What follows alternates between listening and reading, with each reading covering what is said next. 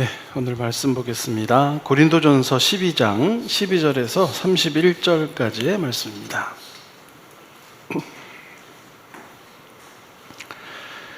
네, 한 절씩 교독해서 읽겠습니다. 몸은 하나인데 많은 지체가 있고 몸의 지체가 많으나 한 몸임과 같이 그리스도도 그러하니라.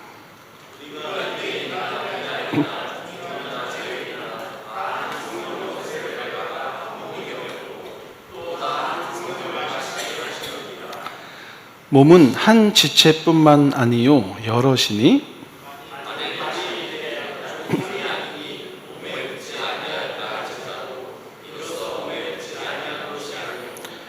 또 귀가 이르되 나는 눈이 아니니 몸에 붙지 아니하였다 할지라도 이로써 몸에 붙지 아니한 것이 아니니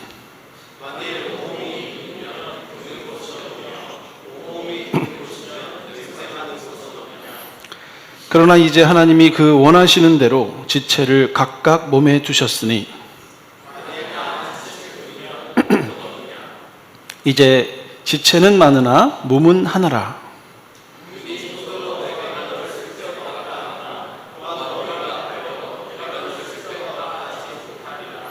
그뿐 아니라 더 약하게 보이는 몸의 지체가 도리어 요긴하고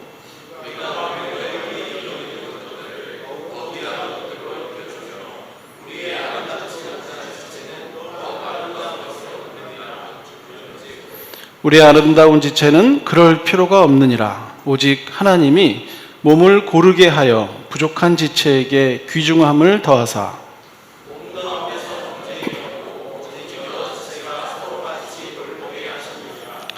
만일 한 지체가 고통을 받으면 모든 지체가 함께 고통을 받고 한 지체가 영광을 얻으면 모든 지체가 함께 즐거워하느니라. 하나님이 교회 중에 몇을 세우셨으니 첫째는 사도요, 둘째는 선지자요, 셋째는 교사요, 그 다음은 능력을 행하는 자요, 그 다음은 병 고치는 은사와 서로 돕는 것과 다스리는 것과 각종 방언을 말하는 것이라.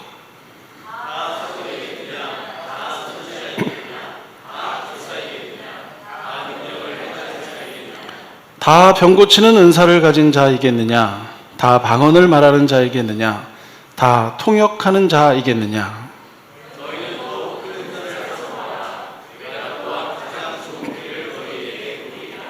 아멘. 네, 20세기에 아주 여러 가지 심리학적인 실험들을 해왔었는데요. 그 중에서 굉장히 충격을 준 실험이 있습니다. 스탠포드 감옥 실험이라고 하는 실험이 그것인데요. 1971년에 미국의 스탠포드 대학교에서 심리학자 필립 짐바르도라는 사람이 이제 어떤 실험을 한번 해봤습니다. 이 실험을 위해서 정신적으로 또 신체적으로 건강한 평범한 백인 중산층 남자 대학생 24명을 모았습니다. 참가자들이 동전 던지기를 해서 역할을 정했는데 절반은 간수 역할을 맡기고요, 절반은 죄수 역할을 맡았습니다. 스탠포드 대학교 지하에다가 가짜 감옥을 하나 만들었고 그곳에 간수 역할을 하는 사람에게는 제복을 입히고 손에 곤봉을 쥐어주고 선글라스를 끼게 했습니다. 그리고 죄수 역할을 맡은 사람에게는 죄수복을 입히고요, 이름을 부르는 대신에 번호를 부르게 했습니다. 평범했던 대학생 중에서 이 간수 역할을 맡은 사람들이 점점 폭력적으로 변해가기 시작했고 또 가학적으로 변해가기 시작했습니다. 반면에 죄수를 맡은 학생들은 간수 역할을 맡은 사람들에게 복종적으로 변하기 시작했고 점차 신경쇠약 증세가 오더니 극심한 우울증에 빠지기 시작했습니다. 처음에는 2주 동안 이 실험을 해보자 하고 시작을 했는데 6일 만에 강제로 이 실험이 종료됐다고 합니다. 더 이상 해서는 안 되겠다. 하는 결론을 내렸습니다. 특이하죠. 특별히 차이가 있는 사람들이 아니었고 그냥 무작위로 24명을 뽑았고 동전 던지기를 해서 어떤 사람에게는 간수 역할을, 어떤 사람에게는 죄수 역할을 맡겼고 그들에게 다른 옷을 입히고 다르게 행동하기 시작했습니다. 이렇게 우리의 행동은 자기 인식에서부터 나올 때가 참 많습니다. 그러니까 나를 어떻게 인식하느냐에 따라서 내 행동이 달라지기 시작합니다. 자신을 간수로 인식한 사람들은 폭력적으로 변하고요. 자기를 죄수로 인식한 사람들은 굴종적으로 변하기 시작합니다. 그러니 내가 나를 인식하는 게 얼마나 중요하겠습니까? 야, 이거 굉장히 중요하구나. 내가 나를 인식하는 것이 무엇이냐에 따라서 이렇게 달라지는구나 하는 생각을 하게 됩니다. 만약에 우리에게 누군가가 당신은 누구십니까? 라고 묻는다면 어떤 대답을 주로 하십니까? 처음 만나는 사람에게 나를 소개한다. 제 이름은 누구누구입니다. 제 나이는 어떻게 되고요. 저는 과거에 어떤 학교를 나왔고 지금은 어떤 직장을 다니고 있습니다. 어느 동네에 살고 있고 어떤 교회에 지금 다니고 있습니다. 교회에서는 이런 직분을 맡았습니다. 라고 이제 우리를 얘기할 텐데 가끔 이런 생각이 좀 드는 거예요. 이게 진짜 나인가? 이름 얘기하고 나온 학교 얘기하고 사는 동네 얘기하면 그게 난가? 내 직업을 얘기하면 이게 나인가? 뭐 이런 고민이 됩니다. 좀 젊은 친구들은 MBTI를 얘기합니다. 첫 질문이 그거예요. 너 MBTI 뭐야? 뭐 INTP야. 뭐 이렇게 얘기하면 그렇구나 이렇게 얘기를 합니다.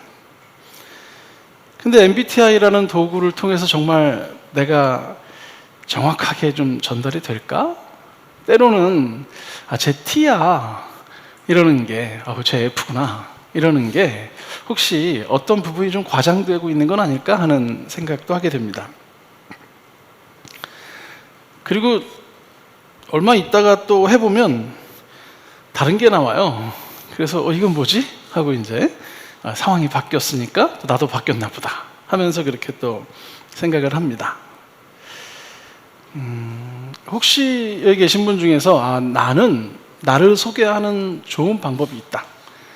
누군가 나에게 넌 누구니? 라고 물어보면 나를 아주 명확하게 소개할 수 있는 뭔가가 있다 라고 이렇게 말할 수 있는 분이라면 되게 자기 이해가 잘 되신 분이고 자기가 잘 인식되셨기 때문에 자기 인생을 살아가시기가 참 좋은 분들이실 거예요. 대부분의 사람들은 나를 소개할 말이 별로 없어요. 그러니 MBTI 얘기하고 있고 나온 학교 얘기하고 있고 내가 다니는 직장 얘기하고 있고 가족관계 얘기하고 있을 때가 참 많습니다. 오늘 우리가 읽은 본문은요 12절에서 몸은 하나인데 많은 지체가 있다 라는 말로 시작을 합니다. 그리고 계속해서 뭐라고 얘기하냐면 몸은 하나다. 너희는 그 몸의 지체들이다. 또 더 나아가서 그리스도의 지체들이다 라는 이야기를 합니다. 이런 우리 인식이요 조금 낯설기도 합니다. 현대사회는 정말 개인화된 사회입니다. 그래서 나를 소개하는데 내가 나와야 되는데 자꾸 나는 누구의 지체다, 나는 어느 공동체에 속했다 이런 얘기를 하면 조금 불편하기도 합니다. 얼핏 좀 초점을 벗어난 거 아닌가? 나를 소개해야 되는데 내가 왜 어디에 지체인 게 중요하지? 뭐 이런 생각을 하게 되는 거죠. 어린 시절부터 우리는 개인의 능력이 너무나 중요한 사회를 살았거든요. 그리고 그 개인의 능력으로 누군가를 이겨야지 칭찬받는 세상을 살았습니다. 무한 경쟁의 시대를 살았죠. 옆 사람이 실수를 해야 내가 이득을 보는 사회를 살아가고 있기 때문에 우리라는 표현을 정말 많이 쓰기는 하지만 실제로 그 우리를 나를 위한 우리로 만들어낼 때도 참 많습니다.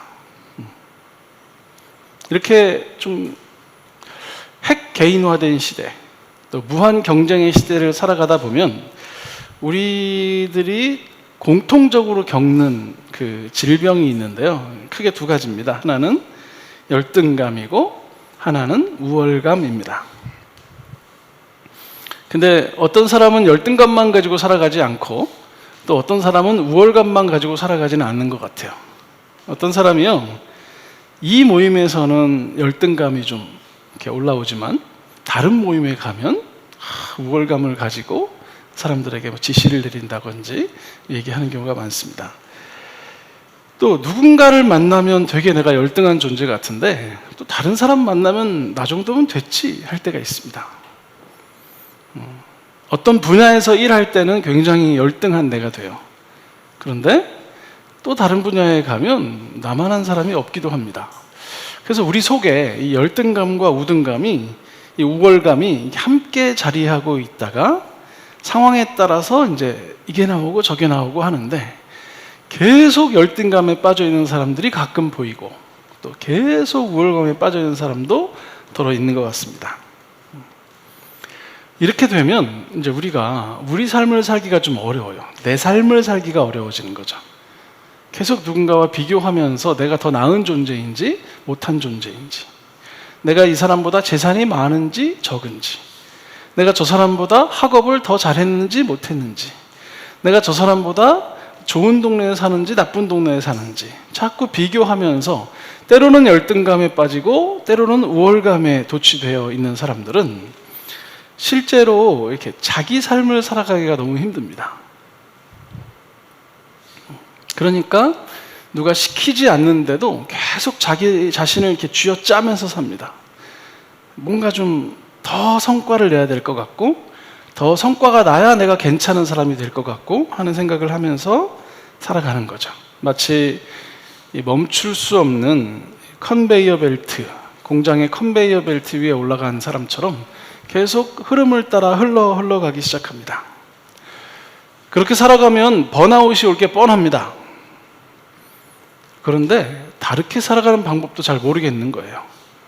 나는 주로 이렇게 살아왔으니까.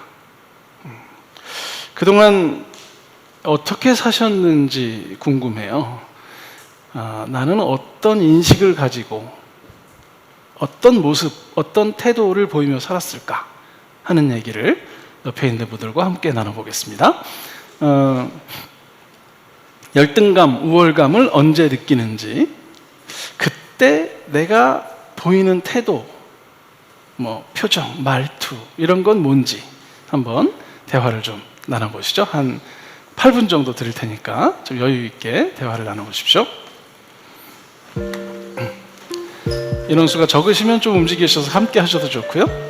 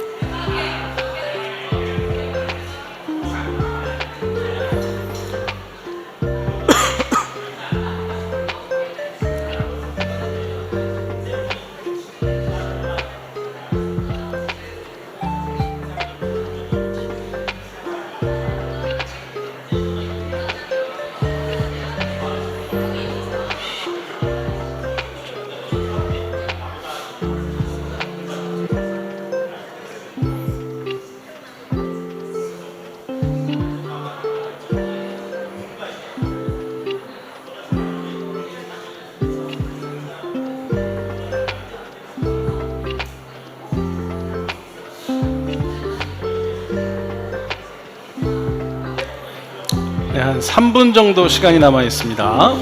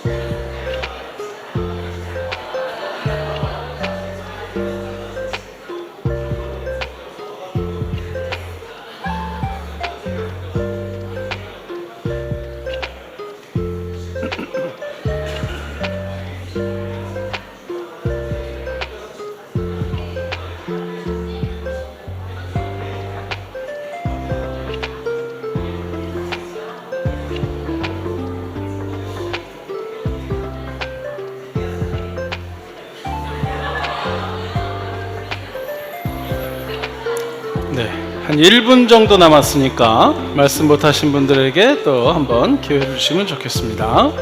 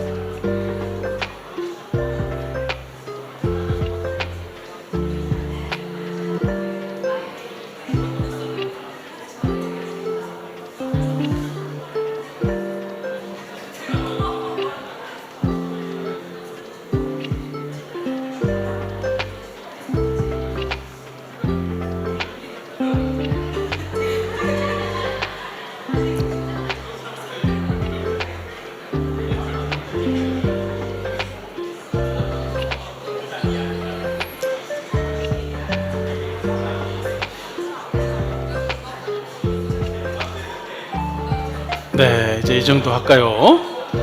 이제 다시 제가 설교를 시작하도록 하겠습니다. 네.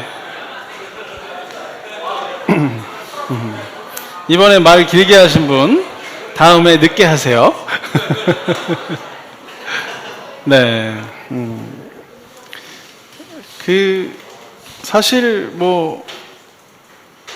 누군들 우월감을 안 느껴보고 싶겠습니까? 또 누군들 열등하게 살고 싶지는 않죠. 어차피 인생은 내가 노력해서 사는 거다. 전문 용어로 독고다이다. 성공은 내 노력의 결과물이고 실패는 내 무능의 결과이다 하고 생각하고 살아가는 게 우리들의 모습이 아닐까 싶습니다. 다만 성경은 우리에게 그렇게 말하지는 않습니다. 성경은 우리에게 너는 너 혼자가 아니다. 너는 전체의 부분으로 살아간다. 그러니 너 자신을 평가할 때 너 한 사람 가지고 평가할 수가 없다 라고 성경은 얘기를 하는 거죠. 오히려 네가 고통을 받으면 우리가 다 아프다 라고 성경은 얘기를 합니다. 그래서 성경은 우리에게 우리가 누군지를 알려면 어디서 시작해야 되냐면 내가 아니라 그리스도 안에서 시작을 해야 되고 우리 안에서 시작해야 된다라고 얘기를 합니다. 사실 열등감을 느낄 때요, 내가 가정에서든 직장에서든 혹은 공동체 안에서든 교회에서든 내가 중요한 역할을 좀 하지 못하는 것 같다 하면 자괴감이 들죠. 난 좀 뭐 하는 거지? 이런 생각이 들고요. 또 나도 좀 빛나고 싶은데 남들처럼 그냥 탁 앞에 나가서 멋있고 싶은데 그게 안 되면 이제 억울하기도 합니다. 그러면 이제 열등감이 막 생기죠. 그런 우리에게 바울은 이제 한 가지 재미있는 우화를 들려줍니다. 하루는 몸의 지체인 발이 말합니다. 나는 손이 아니라서 몸에 붙어 있는 것도 아니야. 그러니까 옆에 있던 귀가 한마디 덧붙입니다. 나는 눈이 아니라서 나도 몸에 있는 게 아니지. 이렇게 생각을 한다는 거죠. 그도 그럴 것이요. 이 1세기 그리스 로마 문화권 안에서 눈이야말로 지식, 통찰력, 멀리 내다보는 어떤 해안 이런 것들을 상징하는 아주 중요한 기관으로 인식되던 곳이 눈이었습니다. 또 손은요, 성경에서도 그런 이미지를 많이 쓰는데 능력, 힘, 권력 이런 걸 상징할 때 손을 많이 쓰거든요. 그러니 이 눈과 손은 항상 빛나는 역할을 하게 됩니다. 근데 발은 매일 흙먼지 묻히고, 지금처럼 신발이 좋은 것도 아니고요, 쓰레빠 같은 거 끌고 다니는 시대에 바닥은 포장도 안 돼 있죠. 흙먼지 묻혀가면서 계속 고생을 하는 게 이제 발의 역할이었습니다. 귀는 늘 듣기만 해야 돼요. 이 역할 해보신 적 있으십니까? 한마디 말도 못하고 계속 듣기만 해야 되는, 나는 그냥 늘 앉아서 듣기만 해야 되는. 그러니 그 당시의 사람들이 이 발이나 귀는 존귀한 몸의 기관으로 생각을 안 했던 겁니다. 근데 바울이 이렇게 물어봅니다. 근데 다 눈이면 듣는 곳은 어디지? 다 손이면, 만일 온 몸이 듣는 곳이면 어떡할 건데? 라고 얘기를 합니다.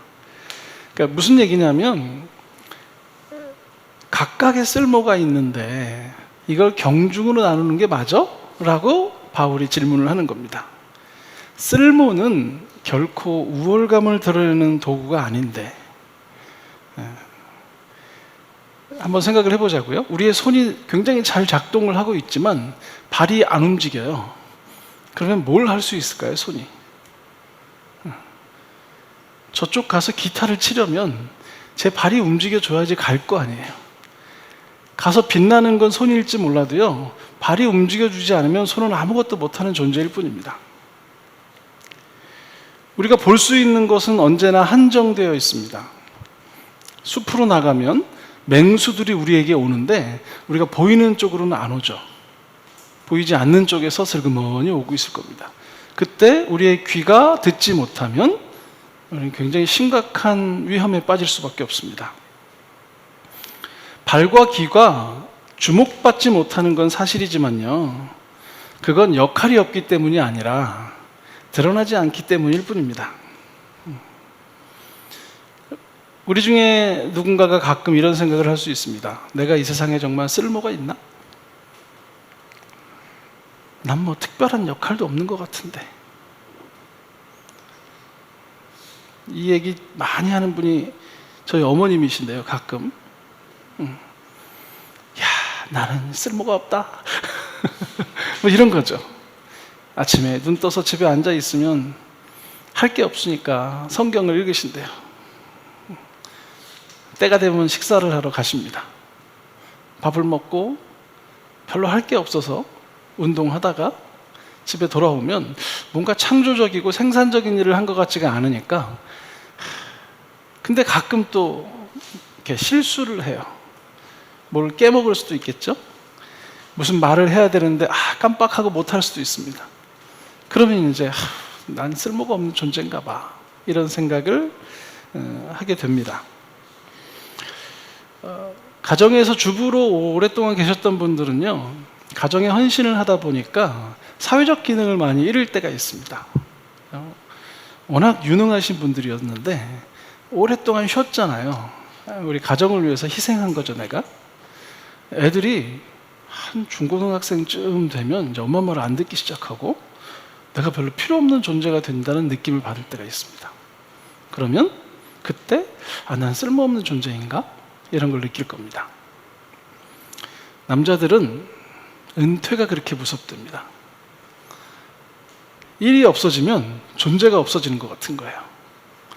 내가 그동안 인정받고 그나마 집에서 큰 소리 칠 수 있었던 건 돈이라도 벌어왔기 때문인데, 이 돈을 안 벌어오니까 사람들이 날 쳐다보는 눈빛이 달라졌어 하면서 괜히 신경질을 더 내는 그런 사람들도 좀 있습니다.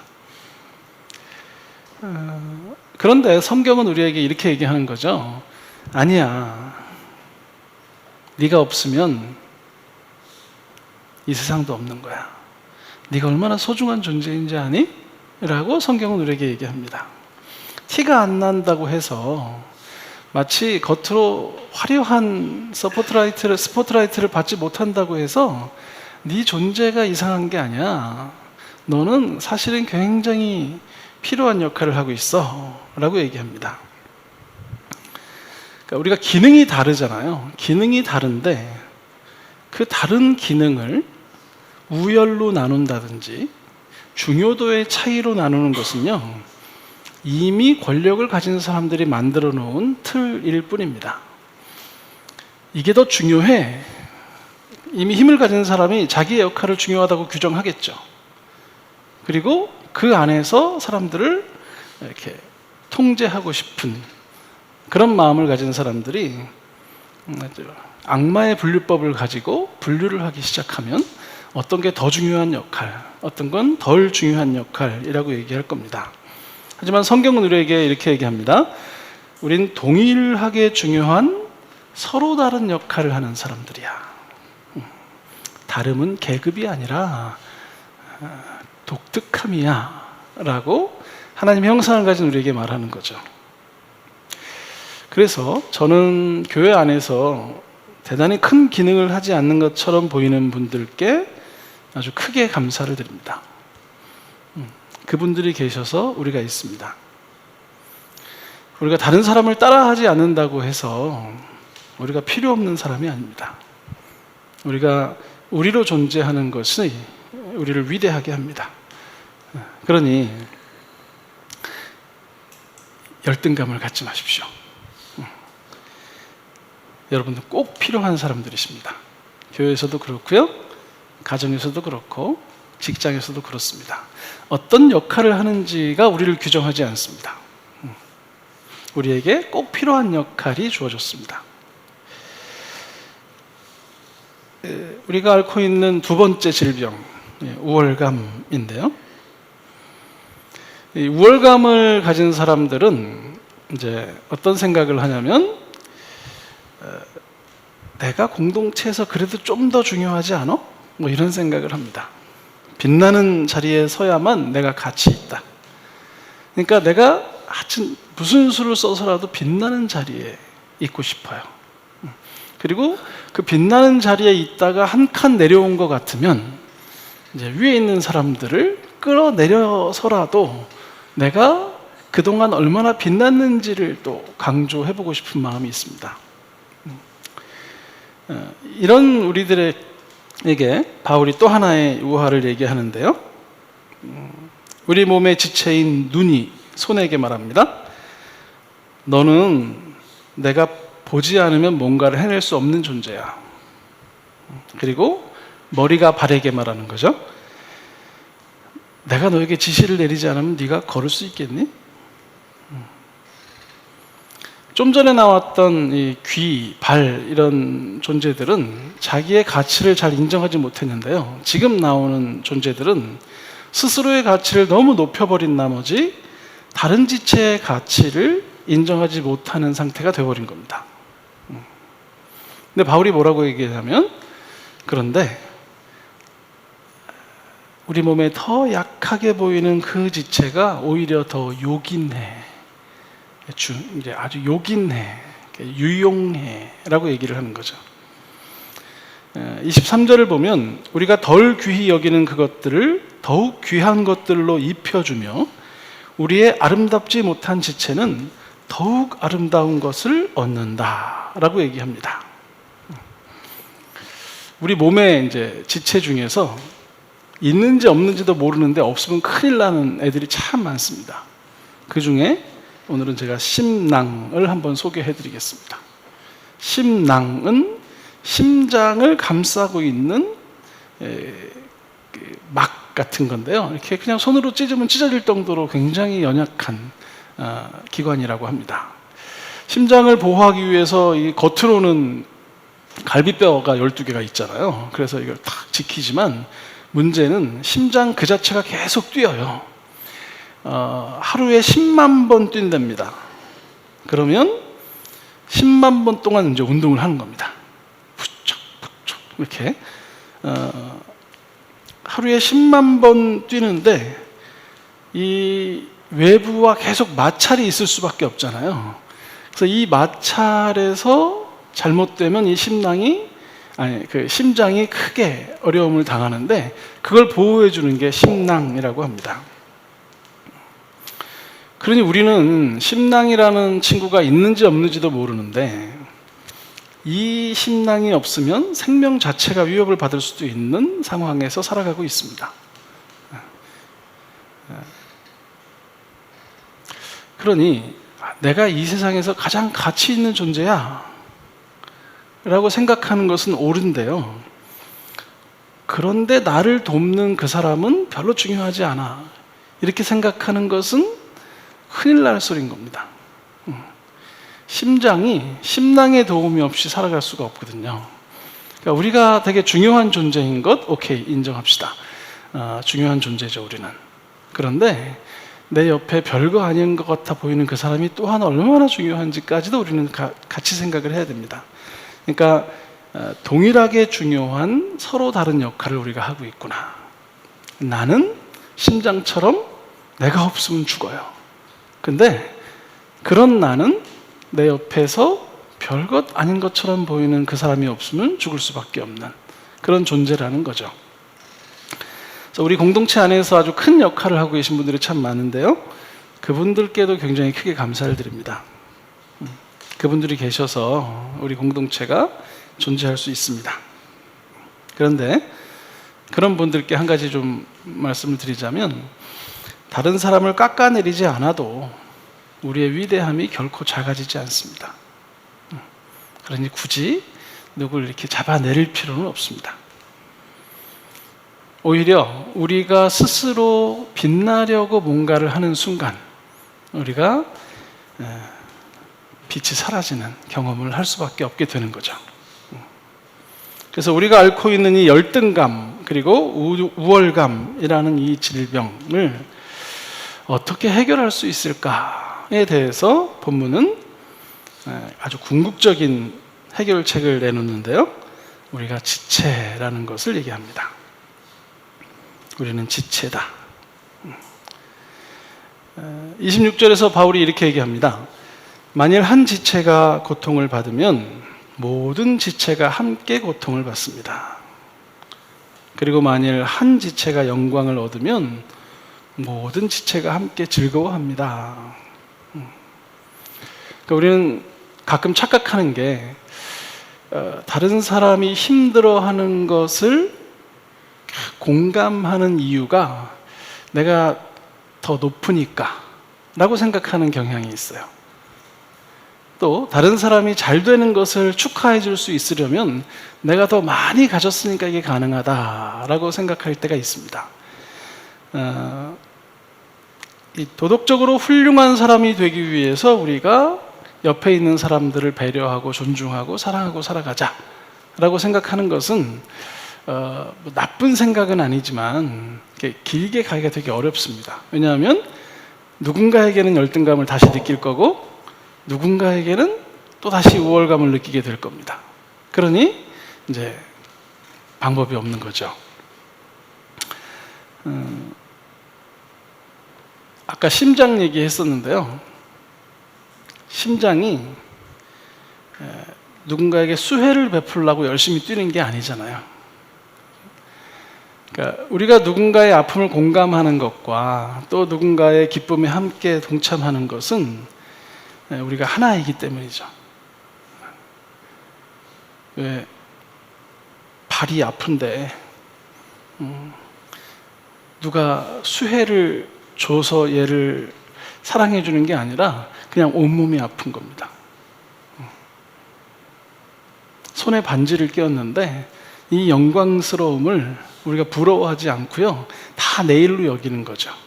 그래서 이게 하나된 공동체만이 유일한 해법이다라고 바울이 지금 얘기를 하고 있습니다. 그러니까 거꾸로 얘기하면 이런 겁니다. 만약에 우리가 옆에 있는 지체의 아픔이 나의 아픔으로 느껴지지 않는다면,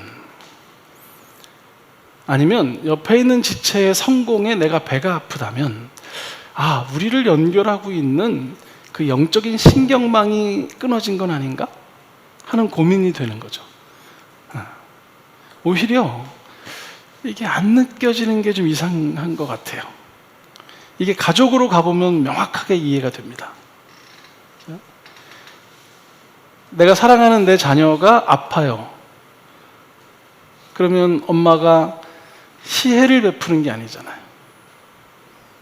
아빠가 돈을 벌어와서 가족들을 먹여 살린다고 한 번씩 어깨를 으쓱으쓱 할 수 있으나 아빠가 그지들을 먹여 살리는 중도 아니잖아요. 당연한 일입니다. 내가 그 일을 하고 있지, 당연히. 그걸 가지고 권력으로 삼으면 내가 이 가족에게서부터 조금 영적인 신경망이 끊어진 건 아닌가? 이런 고민을 해야 되겠죠. 부모가 아픈데 자녀가 전혀 신경 쓰이지 않아. 자녀들은 여전히 엄마 돈 줘 그러고 다녀요.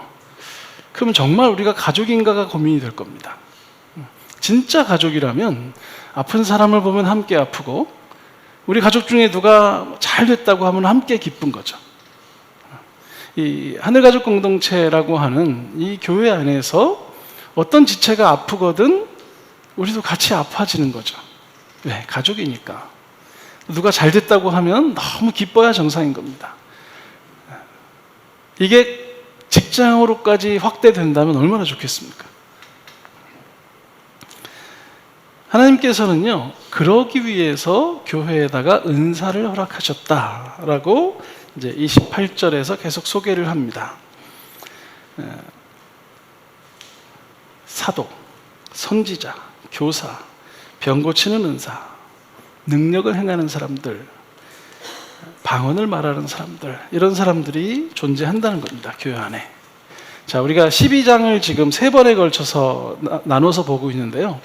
우리 제일 처음에 했던 얘기가 뭐냐면, 이 몸의 특징은 예수를 주라 한다 하는 하나의 정체성을 가지고 있는 몸이다 라는 얘기를 했었고요. 그리고 지난주에는 4절부터 11절을 통해서 우리가 가지고 있는 은사와 직분과 능력은 하나님께로부터 받아서 그의 뜻대로 행하라고 주신 것이다 라는 말씀을 드렸습니다. 그리고 그 뜻을 행할 때 우리가 각각 자기의 역할을 할 때인데, 그 역할은 우리의 우열을 가리기 위해서 있는 것이 아니고 한 몸으로 존재하는 것이다 라는 얘기를 오늘 본문이 하는 거죠. 그래서 이제 이런 그림이 가능해집니다. 그리스도를 주로 모신 사람들이 하나님으로부터 받은 은사와 직분과 능력을 가지고 주의 뜻에 맞춰서 공동체 안에서 섬기며 살아가는 것, 이게 교회라고 이제 고린도전서 12장은 가르치고 있고요. 이 교회의 모형은 이제 가정에서도 또 직장에서도 사회 어디서도 가장 하나님 나라의 질서를 담은 모형으로서 우리에게 존재합니다. 그러니 우리가 역할이 다른 것을 굳이 우리의 열등감의 이유로 삼을 필요도 없고 우리의 우월감의 이유가 될 이유도 없는 거죠. 설교를 시작할 때 제가 스탠퍼드 대학교에서 했던 역할극에 대한 말씀을 드렸습니다. 우리는 그 감옥의 실험실에 있는 간수도 아니고 죄수도 아닙니다. 우리 자신을 우리가 어떻게 인식하고 살아갈 것인가에 따라서 우리의 삶의 수준이 굉장히 많이 달라질 텐데, 이 자리에 계신 분들은 이제 좀 그런 인식의 틀을 하나님 안에서 변형시켜 나가면 참 좋겠다 하는 생각이 듭니다. 그리스도의 피로 연결된 몸이라는 이 압도적인 그 상징이 우리 가슴속에 이렇게 딱 좀 박혀 있으면 좋을 것 같아요. 그래서 내가 어떤 역할을 하든 누구보다 못하지 않다. 또한 내가 어떤 역할을 하든 그들보다 우월하지 않다. 나는 이 공동체가 존재하기에 여기 있고, 그리고 내가 하는 모든 역할은 하나님께서 주신 은혜를 가지고 이 공동체에서 주의 뜻을 행하는 데 사용할 뿐이다 라는 생각을 하는 거죠. 이게 저한테 적용시켜 볼게요. 만약에 제가 이 왼쪽에 있는 세상의 렌즈로 본다면 일단 저는 제가 제일 잘난 사람이라고 생각하면서 여기서 설교를 할 겁니다. 제가 하는 말투에서 그게 다 나오겠죠? 여러분 들으시면서 매우 재수없어 하실 겁니다. 그러다가 이제 2등이라도 해야 되겠다 하는 생각이 드시면 다른 무언가로 이제 힘을 쓰시기 시작할 겁니다. 그래서 교회는 어느 정도의 서열이 정해질 거고요. 그 서열이 뭐 직급으로 정해지든 나이로 정해지든 일의 종류로 정해지든 우리는 계속해서 전투를 벌이고 있을 겁니다. 누군가는 간수가 되고 누군가는 죄수가 되겠죠. 왜 여기까지 와서 우리가 그걸 하겠습니까? 제가 이제 교회 온 지 한 2년 가까이 돼가고 있습니다. 재작년 7월부터 설교를 조금씩 시작했잖아요. 누군가 저에게 질문을 했습니다. 어떻게 되면 목사님이 목회를 성공적으로 했다고 느끼실 것 같습니까? 제가 글쎄요, 뭐 가족으로 받아들여지면 되지 않을까요? 이런 말씀을 드린 적이 있습니다. 꼭 두목이 돼야 될 필요는 없잖아요. 우리가 한 몸을 가진 지체로서, 그리스도를 머리로 한 몸으로서 그 지체 중에 하나로서 목회자의 역할을 하는 사람이 저인 거죠. 그러니 이 자리는 더 높은 자리도 아니고 더 중요한 자리도 아닙니다. 다만 제 역할이 상당히 교회적으로는 필요한 역할이라서 이 역할만큼은 아무에게나 맡기지 않겠다는 의지를 가지고 공동체 전체가 투표까지 해가면서 목회자를 청빙하는 과정을 거칩니다.